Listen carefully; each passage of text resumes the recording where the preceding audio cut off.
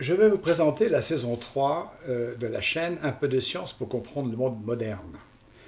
Cette série, qui décrit les différents aspects des sciences et notamment de la physique, s'intitule Autrement, un peu en opposition et en complément avec les saisons 1 et 2 qui étaient dédiées à l'exposé de la physique plus traditionnelle.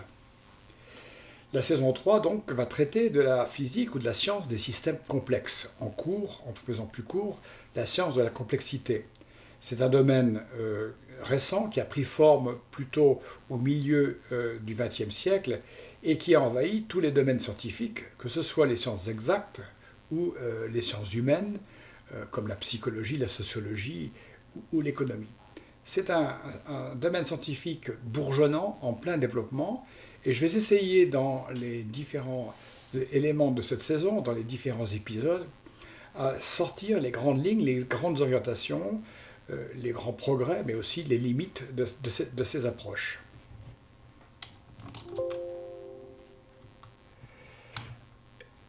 L'opposition complexité-simplicité, qui est sous-jacente à ce que nous allons discuter, elle est vieille comme le monde, j'allais dire, puisque déjà les Grecs avaient remarqué et opposaient la régularité et l'immuabilité du mouvement des étoiles, donc du monde qu'ils appelaient supralunaire, au-delà de la Lune, qu'ils opposaient au monde infralunaire, qui est le monde d'ici-bas, qui lui se caractérise par son désordre, par son évolution, par le fait que les choses se dégradent et par sa diversité. Donc, opposition. Et donc, ils avaient élaboré deux systèmes pour tâcher d'expliquer ces deux mondes. Un, un, un système géométrique pour expliquer le mouvement des étoiles à partir d'orbites circulaires autour de la Terre, qui, insatisfaisant pour nous à notre époque, déjà permettait de rendre compte d'un grand nombre de phénomènes astronomiques de l'époque. Et inversement, pour notre monde ici-bas, ils avaient fait beaucoup d'efforts, il y a eu beaucoup de discussions, différentes écoles, différentes approches, dont la plus connue est celle dans laquelle les éléments étaient, le monde ici-bas était composé de 4 éléments, le feu, l'air, la terre et l'eau, et que ces éléments pouvaient être dotés de qualités comme le chaud, l'humide, le froid, le sec, le tout baignant dans un éther. Cette classification-là permettait d'organiser et de comprendre, ou disons, de rendre compte d'un certain nombre de phénomènes sur Terre. Et donc, même si certains philosophes comme Démocrite avaient déjà une certaine appréciation d'un univers unique composé d'atomes, mais c'est une vision purement philosophique, eh bien, pour les Grecs, et ceci va durer pendant des siècles et peut-être pendant des millénaires, cette dualité des deux mondes va être la règle de la compréhension jusqu'à l'époque dite moderne où va apparaître la science sous la forme que nous connaissons aujourd'hui. En effet, la science, pour faire court, et je vais être très schématique, la science grecque jusqu'au Moyen-Âge était une science d'observation, même si, bien sûr, quelquefois les physiciens intervenaient ou les médecins intervenaient pour essayer de mieux comprendre les choses, mais c'était surtout l'observation. À l'époque que je vais qualifier de galiléenne, puisque c'est un des personnages centraux, mais qui aussi aurait pu être associé à des physiciens ou des philosophes comme Newton ou comme Bacon, etc. Eh bien, à partir de l'époque moderne, au XVIIe siècle, la science va s'appuyer sur 3 piliers. Les 3 piliers de la sagesse scientifique, c'est d'une part l'instrumentation. Assez vite, Galilée s'est rendu compte que les sens humains, y compris les yeux, surtout les yeux, étaient limités pour l'observation de l'infiniment grand ou de l'infiniment petit. Donc il a été un des premiers utilisateurs de la lunette astronomique, ce qui lui a permis de découvrir les lunes de Jupiter invisibles à l'œil nu. La lunette astronomique est un des premiers éléments instruments scientifiques qui s'est développé au cours des âges pour aboutir aux immenses accélérateurs de particules, par exemple, comme le CERN à Genève, qui fait 40 km de circonférence. Donc l'instrumentation a été un des éléments moteurs pour le développement de la démarche scientifique. La deuxième chose, c'est l'expérimentation, qui peut-être s'est inspirée de toute la démarche des alchimistes, mais c'est l'idée que pour étudier la nature, il faut en extraire les éléments qui nous intéressent, les isoler et les étudier en laboratoire. La notion de laboratoire comme petit monde dans lequel on incorpore des éléments de la nature bien isolés pour les étudier en détail est quand même une idée réductrice et réductionniste, j'allais dire, puisque au lieu de considérer l'ensemble des choses pour les étudier, on les isole et on fait des expérimentations. Lavoisier est un bel exemple qui avait un laboratoire dans lequel il a fait toutes ses découvertes sur la chimie. Donc instrumentation, expérimentation et puis abstraction, c'est tous les aspects mathématiques. Comme disait Galilée, les maths sont l'alphabet qui permettent de comprendre le monde et dont les plus grands, les plus célèbres fondateurs étaient Newton et Leibniz. Donc voilà les trois piliers sur lesquels la physique de l'ère moderne va être construite. Dans le même temps, vers les mêmes époques, au XVIIe siècle, s'est développé des mouvements philosophiques pour s'abstraire ou pour se départir des philosophes grecs, notamment d'Aristote, et qui ensuite s'était poursuivi avec la scolastique au Moyen-Âge, pour développer un mode de pensée basé sur la raison. Donc c'est tout Descartes, le plus illustre des philosophes, qui a basé ses théories sur la raison, donc c'est le rationalisme. Et il a écrit sa fameux discours de la méthode, dont l'objectif était bien de chercher la vérité dans les sciences. Et sa recherche était basée sur un certain nombre de principes qui sont toujours valables. Le premier était de diviser chacune des difficultés afin de mieux les examiner et de les résoudre. Donc l'idée, c'est de ne pas considérer les choses dans leur ensemble, mais de regarder la façon dont ils sont composés. Établir un ordre de pensée en commençant par les objets les plus simples jusqu'aux plus complexes.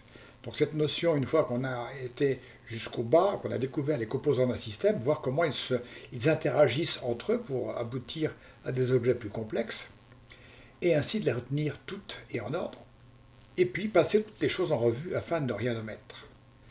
Donc, nous sommes au XVIIe siècle, à un carrefour d'une démarche scientifique qui va durer pendant plusieurs siècles et qu'on peut qualifier d'une approche réductionniste. Approche réductionniste puisqu'elle est basée sur le rationalisme d'une part et surtout sur la stratégie de diviser les difficultés pour mieux les résoudre. Donc, étudier les systèmes en partant de leurs composants, en essayant de savoir la façon dont ils étaient organisés. Et puis l'expérimentation, qui est une forme de réductionnisme, puisqu'on renonce à considérer la nature dans son ensemble, on prend des éléments qu'on isole et qu'on travaille en laboratoire. Donc, le réductionnisme est une théorie, une approche globale qui consiste à comprendre les propriétés d'un système à partir de la connaissance de ses composants et de leurs interactions. C'est une démarche qui a eu un succès incroyable, phénoménal, puisque en quelques siècles, de très nombreuses découvertes ont été faites, d'une part dans ce qu'on appellerait l'approche réductionnisme, la recherche des composants ultimes de la matière. Donc ici, vous avez les grandes étapes, non pas basées complètement sur l'histoire, mais sur les tailles, de la cellule humaine observée par le premier microscope par Van Leeuwenhoek, l'ADN, dont la dimension est 1/1000 de micron, l'atome, pressenti par Becquerel, le noyau atomique,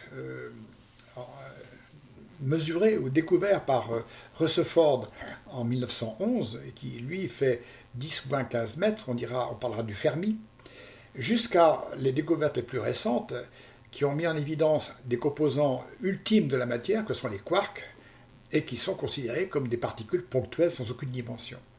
Donc progressivement, on est arrivé à des objets de plus petits jusqu'à des objets sans dimension. Et puis, dans le même temps, une approche de plus en plus qui tendait à démontrer que la distinction entre monde lunaire, supralunaire et monde sublunaire n'était pas valide et que les lois physiques valaient pour l'ensemble de l'univers. Donc c'est ce que j'appelle une quête de l'unité qui a progressivement étendu les lois physiques, d'une part à la Terre, qu'on a pu mesurer à l'époque d'Ératosthène déjà, la distance Terre-Lune, Terre-Soleil, les premières étoiles on a pu mesurer leur distance en 1838, 10 puissance 17 mètres, c'est-à-dire presque 1 milliard de mètres. Et puis, toutes les étoiles les plus nombreuses que nous avons autour de nous sont groupées dans une galaxie qu'on appelle la Voie lactée. Ceci, ça a été mesuré et découvert dans les années 21 par Hubble et Leavitt. Et désormais, avec Hubble et les satellites comme Planck, on a pu mesurer le diamètre de l'univers visible qui est de l'ordre de 10 puissance 27 mètres. Donc une démarche double, réductionnisme dans la recherche des éléments de l'univers et une quête de l'unité pour démontrer que l'ensemble de l'univers, à toutes ses échelles, est gouverné par les mêmes lois. Donc nous sommes arrivés en 2020 à une certaine vision de l'unité de l'univers, même si tout n'est pas clair et tout n'est pas résolu. En revanche, nous avons une certaine perception quelque part d'un mur. D'un mur dans la mesure où on a peu d'éléments pour imaginer des éléments de dimension inférieure à 0. Et d'autre part, on a très peu d'éléments pour imaginer aller au-delà de notre univers visible et aller peut-être interagir avec d'autres univers. Donc, en science, on ne doit jamais dire jamais. Donc, dire qu'il y a un mur infranchissable serait faux.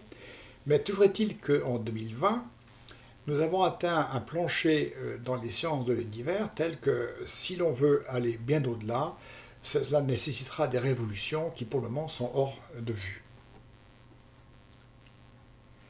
Alors, sommes-nous arrivés à réaliser le rêve de Laplace? En 1814, Laplace, un éminent mathématicien et physicien, avait émis un jugement assez profond dans lequel, en disant, il prenait compte déjà à cette époque la puissance et le développement de la physique et des mathématiques, mais il dit, mais finalement, si un esprit, si un génie avait la capacité à voir la position à un moment donné de tous les éléments de l'univers, avec nos équations, si nous pouvions les résoudre, nous pourrions remonter au passé et aller vers le futur. Dans ces mots, il disait « Rien ne serait incertain et l'avenir, comme le passé, serait présent à nos yeux. » Et bien sûr, il pressentait que ceci était impossible, mais les limites qu'il voyait à ceci étaient plutôt des limites techniques, en disant on n'aura jamais les moyens de tout connaître, la position des éléments de l'univers, et on n'aura jamais moyen de résoudre les équations.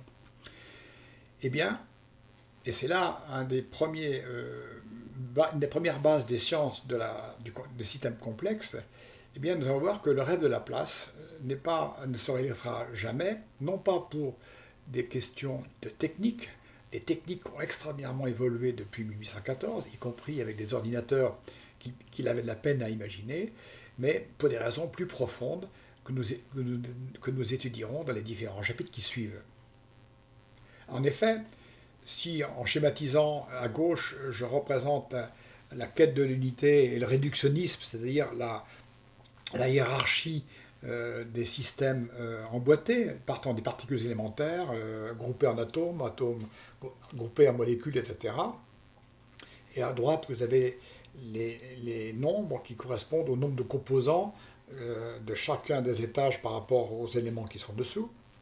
Eh bien, cette démarche-là, qui aboutit à un grand nombre de résultats, se pose la question, mais ne peut-on pas faire la démarche complémentaire, qui est la démarche un peu aussi de Laplace, qui consiste, maintenant qu'on a une bonne idée, ou une certaine idée des composants ultimes de l'univers, est-ce qu'on ne peut pas les remonter et retrouver les propriétés des systèmes complexes à partir de leurs composants?